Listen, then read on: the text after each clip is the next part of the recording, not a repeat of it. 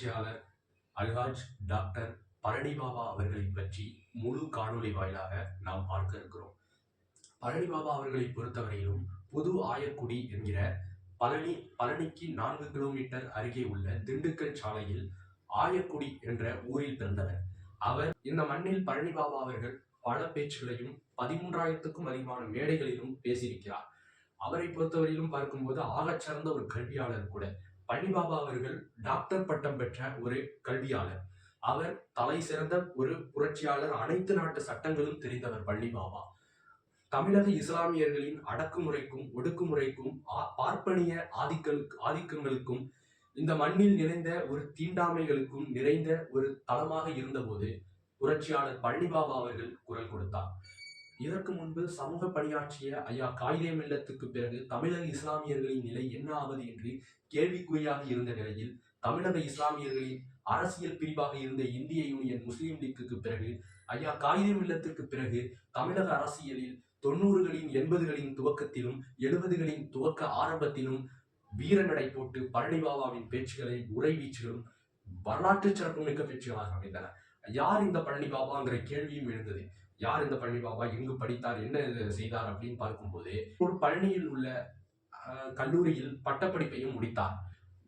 பழனி பாபா அவர்கள் பல மேடைகளில் தைரியத்துடன் இஸ்லாமிய உரைவீச்சுகளுடன் இஸ்லாமிய சட்டங்களுடன் அனைத்து விதமான பேச்சுகளையும் பேசியிருக்கிறார். அரசியல் சார்ந்தும் பல்வேறு மேடை தலைவர்களுடன் தன் அரசியல் பணியை தொடர்ந்தவர். ஐயா மூக்கையா தேவர் அவர்களுடன் மிக நெருக்கமாக பழகியவர் ஐயா பழனி பாபா அவர்கள்.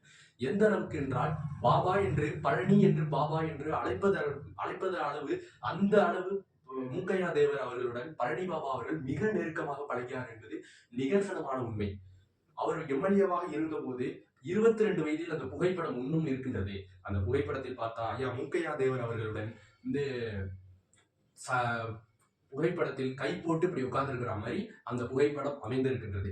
அறியப்படாத திமுக பேச்சாளராகவே இருந்த ஐயா பழனி பாபா திமுகவின் பேச்சுகளில் அதே ஊறி பிறந்த மக்களின் மனநிலை எந்த இடத்திலும் மாறவில்லை என்றும் மக்களின் வறுமையை பயன்படுத்தித்தான் திமுக ஆட்சிக்கு வருகின்றது என்ற உண்மையை தெரிந்து அதன் வெளியில் வந்த எம்ஜிஆர் அவர்களுடன் பிறகு கட்சியை தொடங்கி எம்ஜிஆருடன் மிக நெருக்கமாக இருந்தவர் பழனி பாபா. அதற்கு முன்பு காங்கிரசுடன் பழகி மிக நெருக்கமாக இருந்தவர் பழனி பாபா அவர்கள். இந்திரா காந்தியுடன் மிக நெருக்கமாக பழனி பாபா என்று இந்திரா காந்தி அந்த மாதிரி அழைப்பதற்கு போல் இருந்தவர் ஐயா பழனி பாபா அவர்கள். காங்கிரஸில் இருந்தவர், திமுகவில் இருந்தவர். பிறகு எம்ஜிஆருடன் தன் நட்பை தொடர்ந்த பழனி பாபா தன் வரலாற்றில் எம்ஜிஆர் கட்சி தொடங்கும் போது அவர் உடனே இருந்தவர். எம்ஜிஆருடன் இரட்டை இலை சின்னத்தை நான் தான் வாங்கி கொடுத்தேன் என பல மேடைகளில் பழனி பாபா பேசியிருக்கிறார். இன்னைக்கு எம்ஜிஆர் முதல் 1979 ஆட்சி அமைச்ச போது நான் தான் இந்த இரட்டை இலையை எம்ஜிஆருக்கு எடுத்து கொடுத்தேன். இவன் போய் சைக்கிள் சின்னத்தை தூக்கிட்டான். ஆனா இது வரையறதுக்குள்ள தொகுதியில தேர்தலை முடிஞ்சு வரும்டான்னு சொல்லி அப்புறம் இந்த இரட்டை இலையை எடுத்து கொடுத்து அப்ப எனக்கு 40,000 ரூபாய் கடன். அப்ப என்கிட்ட 40 லட்சம் ரூபாய் வாங்கி அந்த சட்டமன்றத்தில் ஒத்துக்கிட்டான். சட்டமன்ற இதே பழனி பாபா அவர்கள் எம்ஜிஆருக்கு பல லட்சம் ரூபாய் செலவு செய்தார் என்பது உண்மை.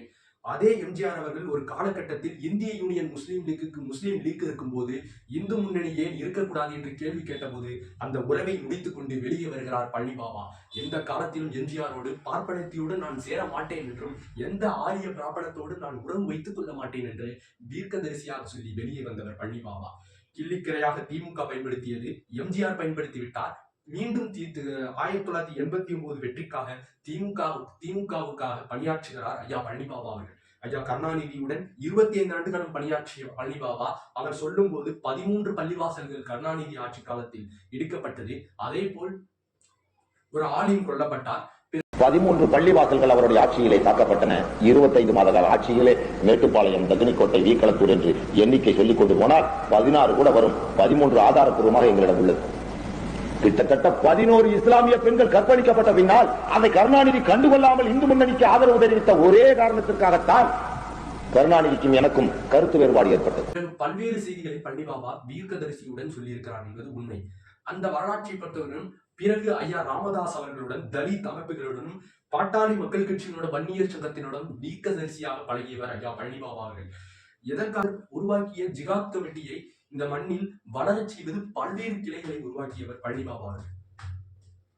பழனி பாபா அவர்களை பொறுத்தவரையிலும் பல்வேறு உரைப்பீச்சுகளும் அந்த காலத்தில் எந்த அளவுக்கு உறைவீச்சுகள் விற்கப்பட்டதோ அதே போல் பழனி பாபாவின் உறைவீச்சுகள் விற்கப்பட்டது என்றது வரலாற்று உண்மையில். எந்த அளவுக்கு என்றால் பழனி பாபா உறைவீச்சுகளையும் கேசட்டுகளையும் பல்வேறு பேர் வாங்கி அன்றைக்கு பார்த்து பழனி பாபாவின் பேச்சை கேட்டு யார் இந்த இளைஞன் இந்த அளவுக்கு வியந்து பேசுகிறான் என்றால், ஆழ்ந்த சிந்தனையாளராக பேசுகிறான், ஆகச்சிறந்த ஒரு கல்வியாளராக பேசுகிறான் என்றால் மறக்க முடியாத உண்மை. 13,000க்கும் அதிகமான மேடை பேச்சுகளில் பேசிய பழனி பாபா 126 முறை கைது செய்யப்பட்டிருக்கிறார். இதே ஆளுங்கட்சி, இதே எம்ஜிஆர், இதே கருணாநிதி இவர்கள் இருவரும் மாறி மாறி ஐயா பழனி பாபா அவர்களை அச்சுறுத்தி கைது செய்திருக்கிறார். அதற்கெல்லாம் அச்சுறுத்தாமல் ஐயா எம்ஜிஆரோடு பழகி கொண்டிருந்த போது பழனி பாபா அவர்கள் எம்ஜிஆர் ராமாயண தோட்டத்தில் இந்த ஆப்பிளை வெட்டி சாப்பிடுங்கள் என்று எம்ஜிஆர் அவர்கள் கூறுவ போது பழனி பாபா அவர்கள் ஆப்பிளை தொட்ட போது அந்த கத்தியின் மூலம் ஆப்பிளை வெட்டிய போது எம்ஜிஆர் அவர்கள் சொல்கிறார், இந்த நிமிடம் உன்னை நான் கைது செய்ய முடியும், என்னை குற்றினாய், அதில் உன் கைரேகை பதிந்திருக்கிறது என்று உன்னை நான் இந்த இடத்தில் கைது செய்ய முடியும் என்று எம்ஜிஆர் சொல்லும் போது நம்மளை போன்ற ஒரு சராசரி நபர்கள் அந்த இடத்தில் இருந்தால் ஆடி போயிருப்போம். ஆனால் பழனி பாபாவோ அப்படியா, நீ இங்க பேசிக் கொண்டிருக்கிறது ஒரு இடத்தில் ரெக்கார்ட் ஆகி கொண்டிருக்கிறது, இந்த இடத்தில் மட்டும் இல்ல வேற ஒரு இடத்திலும் ரெக்கார்ட் ஆகி கொண்டிருக்கின்றது என்று வரலாற்று உண்மையை ஒரு பயத்தை எம்ஜிஆருக்கு நிகழ்த்தியவர் பழனி பாபா. எவ்வளவு அளவுக்கு என்றால் 126 முறை சிறைப்பட்ட பழனி பாபா 200க்கும் மேற்பட்ட வழக்குகளும் ஒரு தடா சட்டமும் அதே போன்று 4 தேசிய பாதுகாப்பு சட்டத்தில் ஐயா கருணாநிதி அவர்களாலும் இந்த எம்ஜிஆர் அவர்களாலும் கைது செய்யப்பட்டவர் பழனி பாபா. நான் 1000 குதிரைகளை மாற்றுவேன், என் தமிழ் சமூகத்திற்கு குரல் கொடுப்பதை தவிர, என் இஸ்லாத்திற்கு குரல் கொடுப்பதை தவிர நான் எந்த இடத்திலும் மாறுபட்டு நிற்கவில்லை என்று அந்த வரலாற்று உண்மையை பழனி பாபா சொன்னார் என்பது உண்மைதான். இன்னும் மேலாக நான் திமுகவோடு பயணித்திருக்கிறேன், அதிமுகவோடு பயணித்திருக்கிறேன், இந்த பாட்டாளி மக்கள் கட்சியோடு பயணித்திருக்கிறேன். அடுத்து நான் தமிழ் மாநில காங்கிரசிற்கு போக வேண்டுமா என்று கேட்டவர். நான் எந்த குதிரையிலும் நான் ஏறிய குதிரைகள் வேறு, ஆனால் நான் இஸ்லாத்துக்கு குரல் கொடுப்பேன் என்று சொன்னவர். நான் நம்பி பல பேரை ஏமாந்தேன் என்று அவரே பல மேடைகளில் பேசியிருக்கிறார். நீங்கள் அன்று எம்ஜிஆரோடு இருந்தீர்கள். எம்ஜிஆர் ஏன் கூட இருந்தாண்டா, எம்ஜிஆரோட நான் ஏன்டா இருந்தேன். அப்புறம் கலைஞரோடு இருந்தீர்கள், கலைஞர் ஏன் கூட இருந்தாரு. அப்புறம் அவரை பிஜேபி பேசி கட்டி ஜெயில போட்டாரு. அப்புறம் பாட்டாளி மக்கள் கட்சி நானும் டாக்டருமா உண்டாக்கணும். தமிழ்நாடு காங்கிரஸ் அட பாமகவோ திமுகவோ அதிமுகவோ உன்னத்தாக்காவோ என்ன காக்காவோ இவைகள் எல்லாம் நான் ஏறிய குதிரைகள், சென்ற பாதைகள் அல்ல. இவைகள் நான் ஏறிய குதிரைகள், நான் அடைந்த கொள்கையின் லட்சியத்துக்காக நான் செல்லும் பாதைகள் அல்ல. நான் 1000 குதிரை மாத்துவேன், பாதையை மாத்திரம். கருணாநிதியும் எம்ஜிஆரும் ஜெயலலிதாவும் என் முதுகில் குத்திய துரோகிகள், கருணாநிதி என் பச்சை துரோகி என்றும் கூறியிருக்கிறார். இப்படி கூறிய பழனி பாபா இறுதி காலத்தில் யாரையும் நம்ப முடியாமல் எல்லோரையும் நம்பி ஏமாந்து கடைசியில் தமிழ் சமூகத்திற்கு நாமே வழியாக மாற வேண்டும் என்று நின்றவர் தான் பழனி பாபா அவர்கள். இந்த வரலாற்று மிக்க தமிழர் விடுதலை படையின் தலைவராக இருந்த போலும் தமிழரசனுடன் மிக நெருக்கமாக தமிழரசன் தான் விடுதலை படையின் தலைவர், ஒரு தலை சிறந்த போராளி. அந்த போராளியை நான் இந்த காலத்தில் அல்ல எந்த காலத்திலும் நான் பார்த்ததில்லை. அவ்வளவு ஒரு நேர்மையும் உண்மையும் வாழ்ந்த ஒரு போராளியா தமிழர் விடுதலை படையை சார்ந்த தமிழரசன். அவர் ரொம்ப நேர்மையான மனிதர். எனக்கு தெரிய இந்தியாவில் பிறந்த ஒரு வீர இளைஞர்களில் அப்பேற்பட்ட ஒரு அறிவாளியை நான் இதுவரை சந்திக்க பண்ணுவாரு. கொடைக்கானல் ஒரு குண்டம் வைப்பாரு, வெடிச்ச உடனே உரிமை கோரிடுவார். இந்த குடமுருட்டி ஆறுல ஒரு குண்டம் வைப்பாரு, ரயில்வே ஸ்டேஷன் போன் பண்ணி ரயில் விடாதுன்னு சொல்லி போட்டு கொண்டு வச்சு போடுவார். மக்களுக்கு உடனே உரிமை கோரி போஸ்ட் ஓட்டிடுவார். தமிழர் கையில ஒரு 2 கிரனைட் ஒரு சங்கன் இருக்கு, பொதுமக்கள் சொல்லல. அதான் அவனோட பெருமை. தமிழ் மக்கள் யாருக்கும் தமிழரசனால் துளி அளவு கூட கிடைக்கிறது. தமிழரசன் விளங்கி வந்ததாகவும் தமிழரசனால் தமிழ்நாட்டில் வாழ்கின்ற எந்த தமிழ் மொழி பேசுகின்ற மக்களுக்கும் எதிரானது இல்லை என்று வரலாற்று உண்மையை பிரதிபலித்தவர் ஐயா பழனி பாபா அவர்கள். ஈழ ஆதரவும் ஈழ மக்களுடைய அந்த துன்பங்களையும் வரலாற்று உண்மைகளையும் நிகழ்த்தி ஈழ மக்களுக்காக குரல் கொடுத்தவர் ஐயா பழனி பாபா அவர்கள். ஒவ்வொரு கொலையை எப்படி இந்திய ராணுவம் கட்டி அப்படியே 2 பக்கம் புள்ளி கப்பி அதுக்கு கட்டி 2 பக்கம் ஜீப்ல ஒரு தமிழ் பண்ண மாணவர்கள் கட்டலாம்டா. அப்ப கட்டுறதுக்கு வக்கு இல்ல. ஒரு பச்சை முட்டாடி சீல கிஞ்சனுக்கு ஊரே கத்துறீங்களே, பார்ப்பன துரோகிகளே, தமிழருக்கு கண்ணீர் வந்தீங்களே, ஈழத்தில் அடிபட்டது யாரு? உன் அக்காவை கட்சி அப்படி அடிபட்டா விட்டுருப்பியா? ஒரு நிமிஷமாவது இனப்பற்றோடு இருங்கள். இல்லை என்றால் இன்று ஈழத்தில் நடக்கின்ற நிலைமை, இன்று ஈழத் தமிழர்களுக்கு ஏற்பட்ட நிலைமை ஒரு நாள் உங்களுக்கு வரும் முன் அத்தவருளா எங்களுக்கு நல்லறிவை கொடு, எங்களுடைய நூறிலே இன்மை கொடு, எங்களுடைய கல்வியிலே. எந்த அளவுக்கு என்றால் பாப்பன துரோகிகளே, பாப்பன ஆரிய அடிவருடிகளே, எந்த காலத்திலும் நான் பிரபாகரனை ஆதரிப்பேன், ஆதரித்துக் கொண்டுதான் இருப்பேன், ஈழம் எங்கள் கையில் தான் இருக்கின்றது என்று வரலாற்று உண்மையை சொன்னவர் பழனி பாபா அவர்கள். பிரபாகரன் படத்தை தூக்கிட்டு வந்தவங்களுக்கு நாயா பையா கட்டளைகளே, பார்ப்பன துரோகிகளே, வஞ்சகர்களே, நாடோடிகளே, பார்ப்பன பத்திரிகைகளே, உங்கள் வாயில் என்ன வாழப்படமாக இருந்தது? பிரபாகரன் படத்தை தூக்கிட்டு வந்தா நான் பிரபாகரனையே தண்டிக்கப் போகிறேன். எதுக்கு நானு பிரபாகரனே சந்திக்க போகிறேன் என்று அரசாங்கம் என்ன செஞ்சோம்? அது என்ன இந்த நாட்டில் கொலையடிச்சாலும் என்னடா வழி போட்டால் பிரபாகரன் பயப்படுறீங்க? அன்னைக்கு ஒரு நாள் இல்லைனா இப்போ நான் போய் பிரபாகரனை சந்திக்க அனுமதி வாங்கி பிரபாகரனை சந்திச்சு தான் வர போறேன். என்ன அது தப்பு? தப்பு கிடையாது. பிரபாகரனை சந்திக்கிறது சட்டப்படி தப்பு கிடையாது, சம்பிரதாயப்படி தப்பு கிடையாது. எந்த அளவுக்கு என்றால் ராஜீவ்காந்தி கொலை வழக்கில் ஈழ மக்களின் நிலைமையை ஆதரித்து பேசியவர் பழனிபாபா அவர்கள்.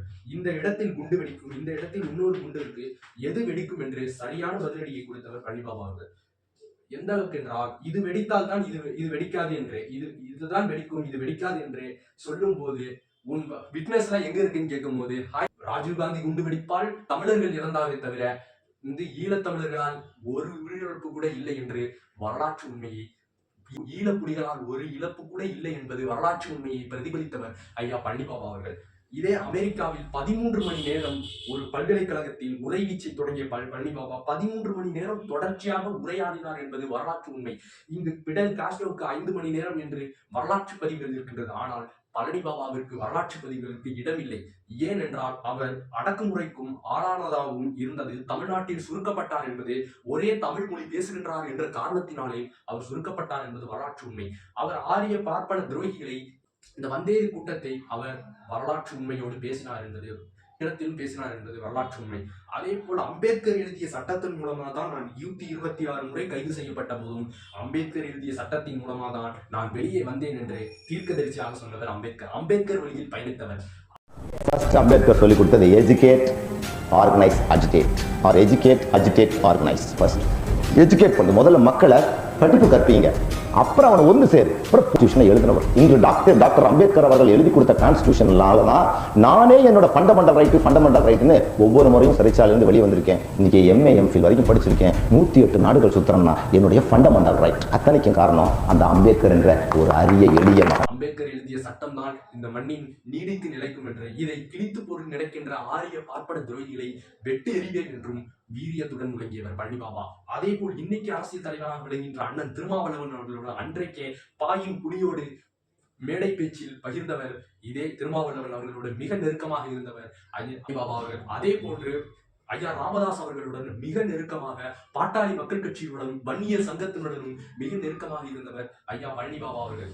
எந்த அளவுக்கு என்றால் ஒட்டுமொத்த தமிழ் சமூகமும் ஒன்றிணைய வேண்டும் என்றால் இஸ்லாமியர்களும் வன்னியர்களும் அதே போன்ற ஆதி தமிழ் குடிகளும் ஒன்றிணைந்தால், இந்த 3 சமூகமும் ஒன்றிணைந்தால் தமிழ்நாட்டில் நாம் வென்று விடலாம் என்றும், எந்த கருணாநிதியும் ஆள முடியாது, எந்த எம்ஜிஆரும் ஆள முடியாது என்று வரலாற்று உண்மையை வைத்தவர். அதே வரலாற்று உண்மையை சொல்லும் போது என்ன என்று சொன்னார், கர்நாடகாவிலிருந்து நமக்கு தண்ணி கிடைப்பதில்லை, அந்த தண்ணி விஷயத்தையும் எடுத்து பேசினார் பழனிபாபா அவர்கள். அந்த கர்நாடகாவிலிருந்து தமிழன் நீங்க உணர்வு கொள்ற, ஆனா கர்நாடகாவிலிருந்து தண்ணி கொடுக்க மாட்டான், நீ என்னடா தமிழன் அவன் கன்னடனா இருக்கான் அப்படின்னு வரலாற்று உண்மையை சொன்னவர் பழனிபாபா அவர்கள் தான்.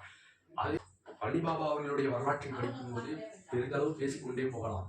எந்த அளவுக்கு என்றால் நிறைய பேசிக்கொண்டே போகலாம். இந்த அளவுக்கு நிறைய மேடைகளில் 13,000க்கும் அதிகமான மேடைகளில் நிறைய பேசி வைத்திருக்கிறார் பழனிபாபா அவர்கள்.